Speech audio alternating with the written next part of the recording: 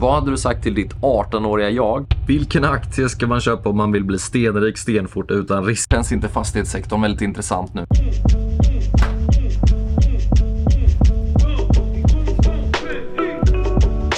Välkommen till mitt nya kontor. Tack till 40 000 prenumeranter. Ska du lämna mig nu? So long. Adjö. Avvidelser. Så du ska inte vara med när jag filmar den här nya kontorsvideon alltså? Jag ska göra en Mats exit. En Köp Mats? fonder, det är bra aktier. Vad har du för fonder då? Jag har Investor, vet jag. Nytt kontor. Jag har inte bara flyttat till ett nytt kontor utan jag har också fått 40 000 prenumeranter och det är ju tack till dig som prenumererar på kanalen. Vi är ju sjukt många nu och jag tänkte fira det här med en liten Q&A. Jag kommer visa upp kontoret och svara på en drös med frågor.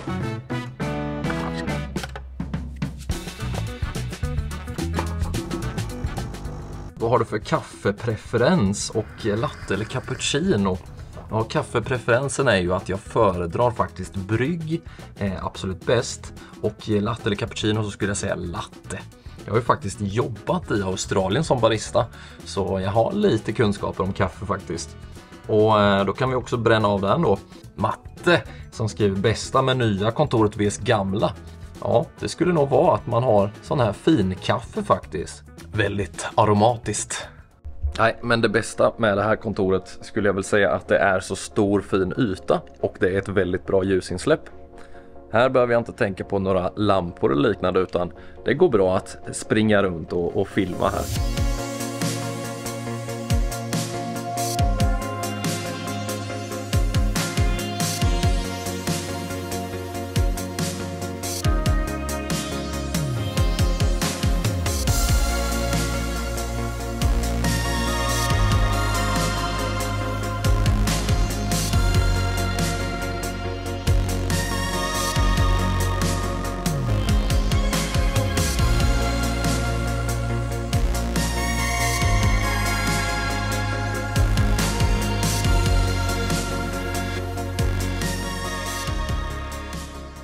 Måste bara ha lite bra idéer på vad jag ska filma. En fråga från Ville här. Vad menas med ett negativt P förutom att de går med minus? Är aktien dyr då? Nej, det behöver inte betyda att aktien är dyr. Negativt P-tal så betyder det bara att företaget går back helt enkelt. Albert frågar, vad är det jobbigaste psykologiska tillfället för dig och ditt sparande? Och det jobbigaste skulle väl vara ifall jag förlorar min inkomst. Men annars så tänker jag inte så mycket på mina pengar. Det är mer än att det är lite jobbigt när börsen går ner som det gör idag till exempel. Du kan ju se hur mycket det har gått ner här idag. Jag skulle väl säga att en av de bättre sakerna är ju att vi till exempel har ett hockeyspel. Det är ju helt fantastiskt. Och sen att vi har fina pingviner överallt. Men sen så har vi också det här fina kontorsrummet då va. Som jag har smackat in en lampa och vi har en väldigt behaglig utsikt. Här har vi då en utsikt över vattenfallet i Norrköping och ja, det är ganska behagligt. Och det här är bara från ett rum. Som det ser ut här inne just nu så har jag inte fått upp så mycket mer än det här nätet på väggen så att det är lite tråkigt skulle jag säga. Jag behöver fylla upp det här, den här väggen lite grann. Från Trixie här, vad är det roligaste med börsen? Ja, men det roligaste skulle jag väl säga är när man får följa företag som faktiskt gör bra ifrån sig och att vi får valuta för pengarna tack vare det. Genom att aktierna går upp då så att vi kan tjäna pengar på det. Det är ju det absolut roligaste när det väl går bra och vi får se våra pengar växa. Men sen att det är en utmaning också. En utmaning är ett tålamod. Att har du tålamod så kommer du förmodligen lyckas väldigt bra. Den som har bra tålamod kommer att göra bra investeringar. Om man har kassa redo, känns inte fastighetssektorn väldigt intressant nu? Jo, det tycker jag. Och idag, vad jag har läst så verkar det ju som att räntan är på väg ner, eller inte på väg ner, men förväntningarna på räntan är på väg ner. Och ifall då centralbankerna skulle börja sänka räntan redan nu, då kan det ju bli intressant i fastighetsaktier, absolut. Men jag tror ju det att man kommer ju behöva sänka räntan någon gång framöver. Och det är därför som jag fortfarande har kvar min exponering mot fastigheter. Men man ska inte gå in för tungt. Jag tycker det är sunt att kanske dutta in sig i fastigheter nu. Använder du stopp-loss? Nej, det gör jag inte. Jag har en mental stopp-loss ibland ifall det är en aktie som jag känner att här borde jag nog plocka hem lite vinst. Men nej. Varför kan jag inte köpa index på Avanza och Nordnet? Det kan du. Du kan till exempel köpa en indexfond. Men om du vill investera i index, ja då finns det olika certifikat som du kan trada med. Vilken aktie ska man köpa om man vill bli stenrik stenfort utan risk? Ja, hade det funnits en sådan som jag känner till så hade du fått reda på det. Men tyvärr finns det inga sådana. Rusha B eller A? Always Rusha B. Always. Hur är det att driva ett eget företag? Vad är det lätta samt svåra med det? Ja, jag skulle säga att det lätta med att driva ett företag, det är ju att 2 hours later. Ja, det finns inte så mycket lätta saker, men det lätta är väl att du vet ju egentligen vad det är du ska göra. Om du har en tydlig struktur som jag till exempel, ja, jag vet att vad är det jag tjänar pengar på? Jo, det är att skapa YouTube-videos eller att fixa hemsidor då som drar in pengar via till exempel affiliate-länkar. Så det är ju de två sakerna. Och då är mitt fokus där att skapa fler hemsidor eller göra fler YouTube-videos. Det svåra med att starta ett företag, eller det svåra med att driva ett företag, det är ju att fundera på vad du ska fokusera på. Du kanske har byggt upp en bra business och sen så är ju det viktiga då att kanske outsourca och att du ska få tid till rätt saker. För mig till exempel så outsourcar jag ju då bokföring för att jag ska slippa sitta med sånt. Att jag ska skicka in bokslut och sådana grejer. Det kan vara väldigt mycket huvudvärk som kommer i vägen, att pengarna går upp och ner. Att du inte har en stabil inkomst på samma sätt som när du är anställd. Det skulle jag väl säga är väl det tuffaste med att driva eget företag. Att ibland så får man ta det som det kommer. Det kommer bättre tider och det kommer sämre tider. Vad är dina tankar om Lundbergs? Lundbergs ser jag som ett stabilt investmentbolag som har en god, låg skuld och som har väldigt stabila verksamheter som handlas till en rabatt. Och i industrivärlden som i Lundbergs också äger så är det också en rabatt. Så där får du en rabatt på rabatten. Det är mina tankar om Lundbergs. Kan man uppnå ränta på ränta om man säljer av alla aktier i ett helt bolag? Nej, det kan du inte. Utan du måste ju vara investerad i företaget för att få en ränta på ränta effekt. Om dina pengar ligger cash och du inte får någon ränta på pengarna så får du ingen ränta på ränta effekt. Men ränta på ränta handlar egentligen bara om att du ska få antingen en ränta på dina pengar på ett sparkonto eller att du får utdelning då i aktier till exempel eller att aktiekursen går upp. Och det är ju det som då löpande ger ränta på ränta effekt. När dina pengar ökar i värde eller att du får en utdelning som du återinvesterar så att du har mer pengar och de då får en högre utdelning sen. Sen på 10-20 års sikt är det då du kommer få se en riktigt stor effekt utav ränta på ränta. Melker, vad tror du om Cibus framöver? Köpa mer eller avvakta? Jag börjar bli lite sugen på att köpa mer Cibus nu, men jag tycker att jag är lite för tung i den. Har redan lite för mycket i fastigheter. Men Cibus har kommit ner en hel del, har väl typ 7-8% direktavkastning. Du får den i euro dessutom och euron stärks just nu mot kronan. Så av den anledningen så tycker jag det är intressant med Cibus. Finns det svensk kaffe på hotellet?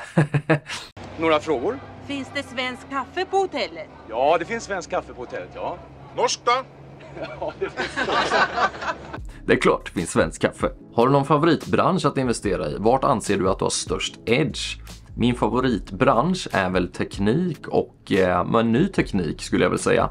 Där jag har störst edge skulle jag säga att det är digitala bolag. Där mycket av deras verksamhet handlar om liksom vart teknikutvecklingen är på väg någonstans. Har du några tips på extra sidoinkomster förutom enkäterpaneler, frågar Lukas. Ja, affiliate funkar jättebra. Det har jag kört och levt på i många år.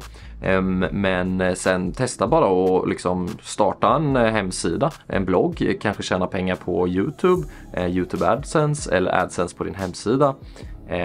Finns många olika. Jag har också en länk, så kolla in markuslindblad.se, där har jag skrivit en full guide om extra sidoinkomster du kan starta. När pensionerar du dig? Ja, det är en bra fråga. Det gör jag väl när jag har tillräckligt mycket pengar i portföljen som gör att jag kan leva på utdelning till exempel. Kan man få utdelning genom fonder? Ja, det kan man. Det finns fonder som ger utdelning, men det spelar ju dock ingen roll ifall en fond ger utdelning eller inte, eftersom att om fonden får ju utdelning och den återinvesteras i fonden. Så att du kommer ändå få den avkastningen. Förklara emission och hur man ska tänka när det är dags, tack. Ja, När ett företag går dåligt eller de kanske behöver köpa upp ett företag eller liknande, så kan det vara så att de behöver ta in pengar. Tänk dig ett företag som slutar tjäna pengar, då kanske det är så att de behöver ta in pengar för att kunna överleva. Det här är ju en dålig emission tycker jag. Sen finns det bra emissioner där de till exempel då ska köpa upp ett företag som man tror då kommer vara en bra investering på sikt. Så hur du ska tänka när det är dags. Du behöver ju inte teckna en emission, utan du kan istället välja att avvakta. Men det viktiga att tänka på är det ju vilket företag det handlar om och ifall det är värt för dig att investera mer pengar ut i det här företaget ifall du redan har gjort det ganska mycket. Tankar om Hexatronic, ja, ett fint bolag som växer på fint. Jag hoppas väl att kanske inte konjunkturen äter upp Hexatronic utan de kommer överleva. Fibern är ju har ju fortfarande stort behov i världen, så att jag tror absolut att Hexatronic har fortsatt goda utsikter, men det har varit ganska dyrt värderat, så tänk på det, värderingen är ganska hög.